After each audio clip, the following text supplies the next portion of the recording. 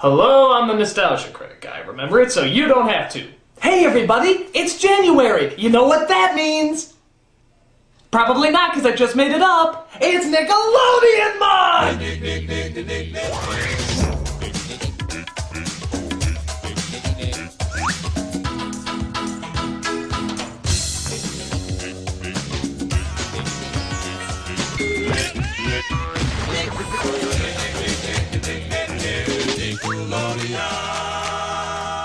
Nickelodeon, the first television network made for kids, by kids. Well, okay, not by kids, that would be stupid, but certainly the first television network for kids. This was a groundbreaking channel with a groundbreaking notion. And what did this groundbreaking creation give us? Mostly British and Canadian shows. But we didn't care, it was on all the time! That is until evening when it would switch over to older adult shows on Nick at Night.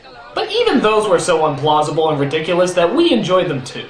But let's be honest, after a while there's only so many reruns and syndicated shows that they could run. So Nickelodeon finally made the logical choice to produce their own material. And what was the result? Nicktoons, a series of cartoons made specifically for the Nickelodeon channel. There were many of these cartoons, and they even continued the trademark name of Nicktoons even to this day. But we were there when they first popped up, and don't you forget it. So, let's take a look at one of their finest and certainly strangest of shows, Ren and Stimpy. A lot of people had mixed feelings towards this cartoon, and there's a good reason. It's friggin' insane! Little made sense, and half the time the humor came from just how totally out of control and psychotic it was. And it kicked ass! Sure, it was gross and vulgar, but on the other hand, it was gross and vulgar! Kids love that kind of stuff, and this was one of the first cartoon shows to totally engross us in it. I mean, no other cartoon looked or acted like this. It was something completely different. So, how do I really describe what this show is like? Well, it stars a big dumb cat named Stimpy and an angry Mexican chihuahua named Ren. You sick little monkey! And the rest, in all honesty, is pretty much like talking to a kid on the ultimate of sugar highs. Hey kid, what do you want to see on TV? I don't know. Have some candy.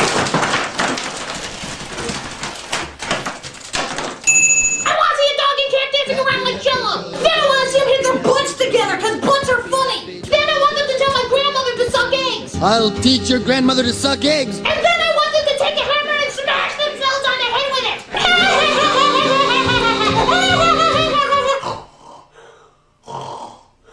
One of the biggest controversies about the show is whether or not Ren and Stimpy are gay. To which the creator of the show, John Kay, answered, I don't know, that's none of my business. To be honest, I already talked about this show before in one of my countdowns, so I'm not going to go into too much detail. But let's just say the show definitely knew how to capture the craziest side of our silliness. So, let's move on to Nickelodeon's other biggest hit, Rugrats. This was made at a more innocent time, where crawling babies were funny, men with purple hair was acceptable, and keyboard synthesizers seemed to rule the earth. The show was pretty much about babies. And that's it. It was pretty much just about babies. Adventure Home! So they dealt with tough, nail-biting dilemmas like, can't the dog come with us? Or, do we need to take a nap? Or, you want me to do what on there? They call it getting potty trained. Actually, this episode is probably one of the most famous, as it talks about what all little kids love to talk about, shitting. They're trying to make me use that instead of my diaper. Aw, that can't happen. Yeah, how's it gonna fit in your pants? Aw, this is just too precious. Maybe you could just stop pooping altogether. And that's just gross. Maybe you could put a lot of napkins in your pants and use them like a diaper. That's even grosser. Maybe you could poop in your room and hide it in your toy box. Okay, stop! Stop! Look, whether you call it poopy or poo-poo or whatever, it's still shit! You're talking about shit! Knock it off! You're grossing me out!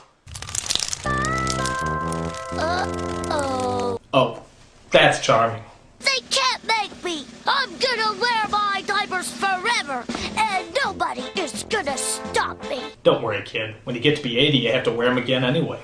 Speaking of growing up, I always imagine what these kids would look like when they eventually got older. I think everybody imagined that. Like, Chucky would grow up to be Garth, Tommy would grow up to be Paul Giamatti, twins would grow up to be John and Joan Cusack because they already look alike, and the always power-hungry Angelica?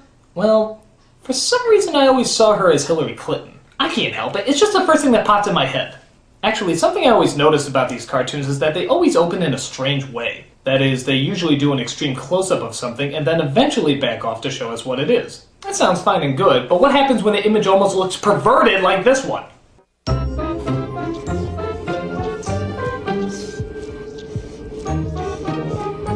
Is it two pigs humping?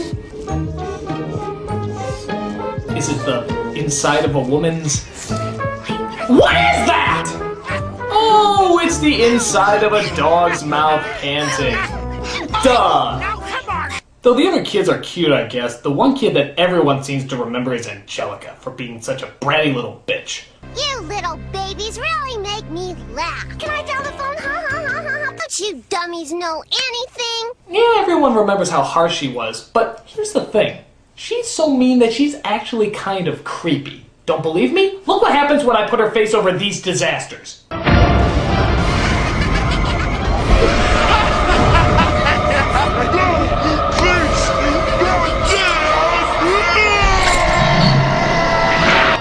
But not even Angela in all her negativity can prepare you for the scariest, ugliest, most horrifying creation that Nickelodeon Studios has ever produced.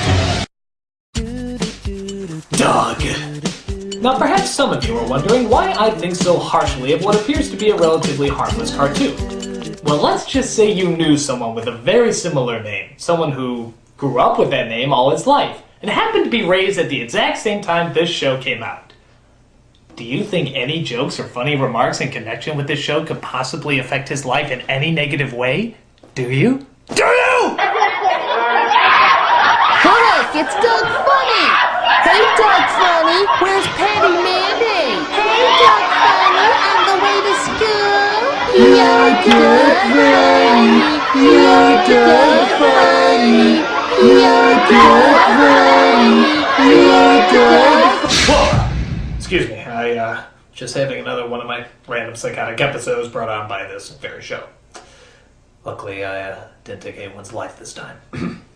But with that said, this was a pretty lame show. I mean, the show was pretty much just about a kid who went to high school, and that's it. It was pretty much just about a kid who went to high school. Adventure, oh?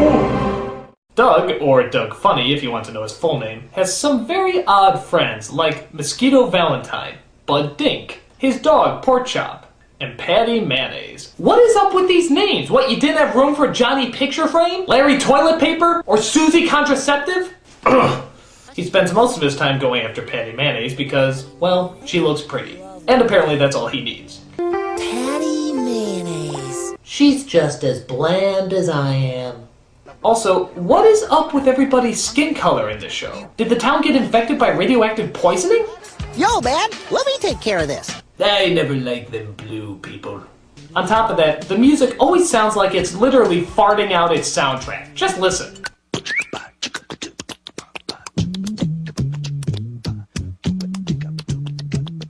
We're gonna need a faster tempo. Howard, more pork and beans.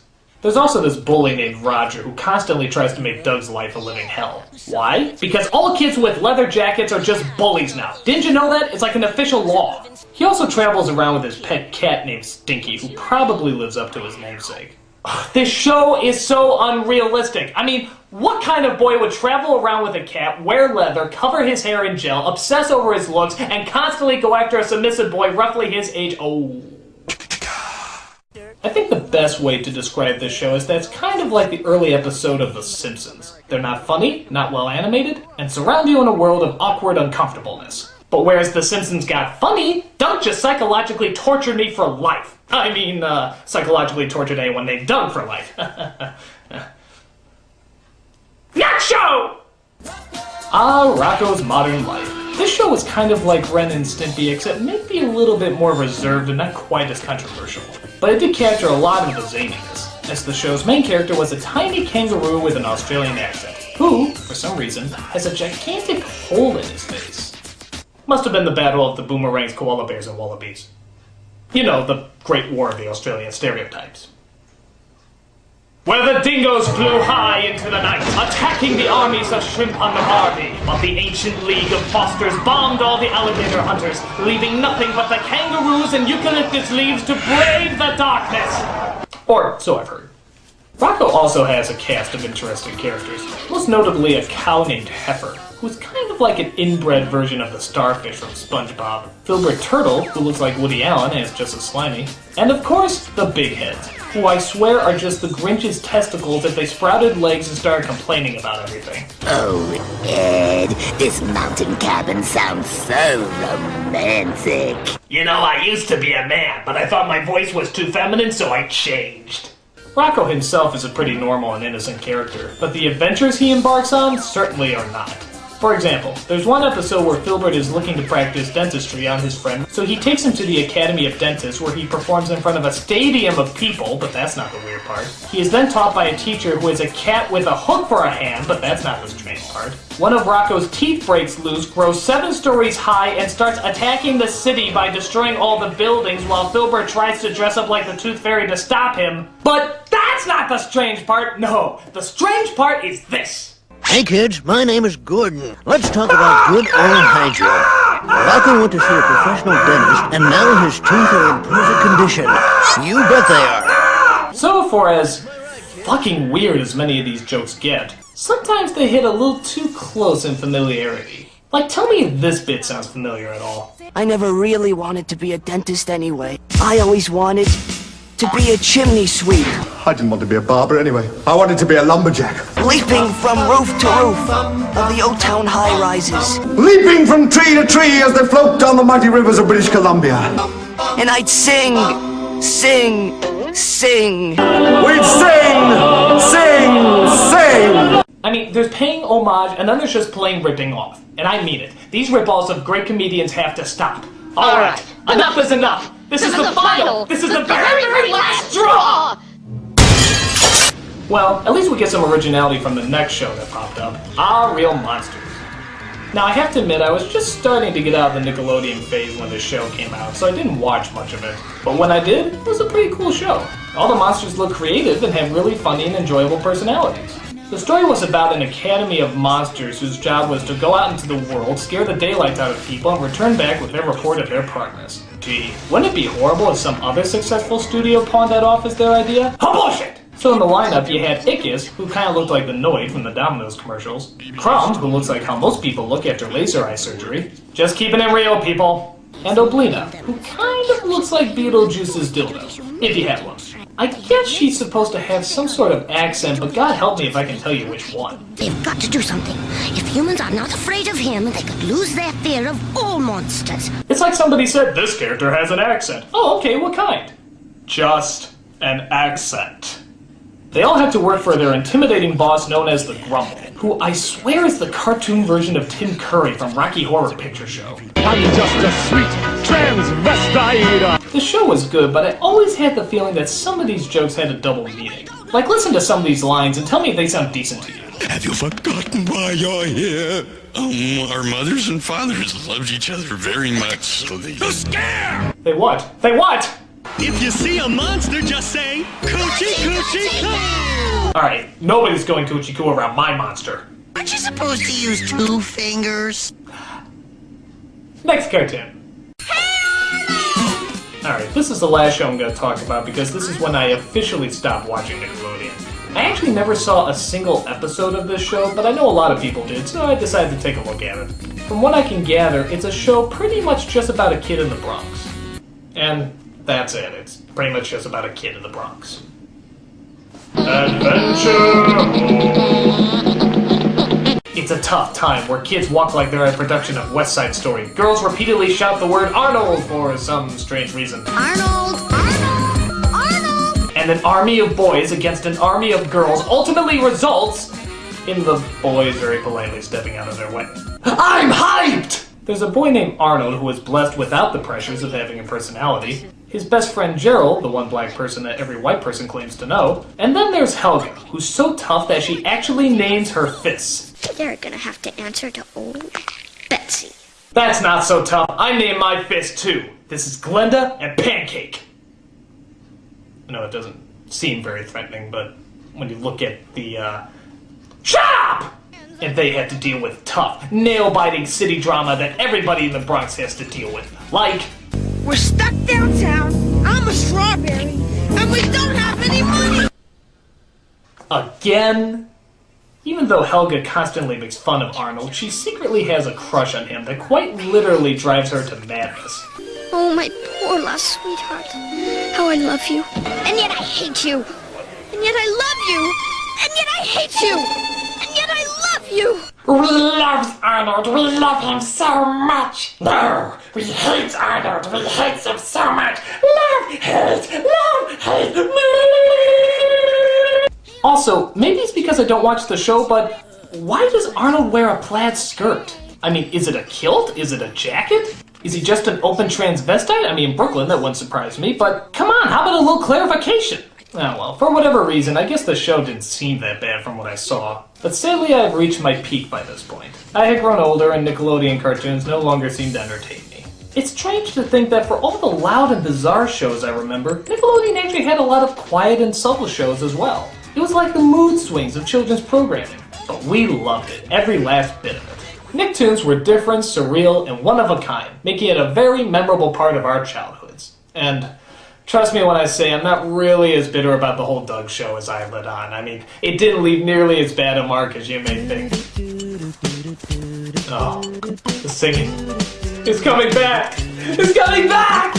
Make it stop! Make it stop! Oh, all I had to do is ask. I'm the nostalgia critic. I remember.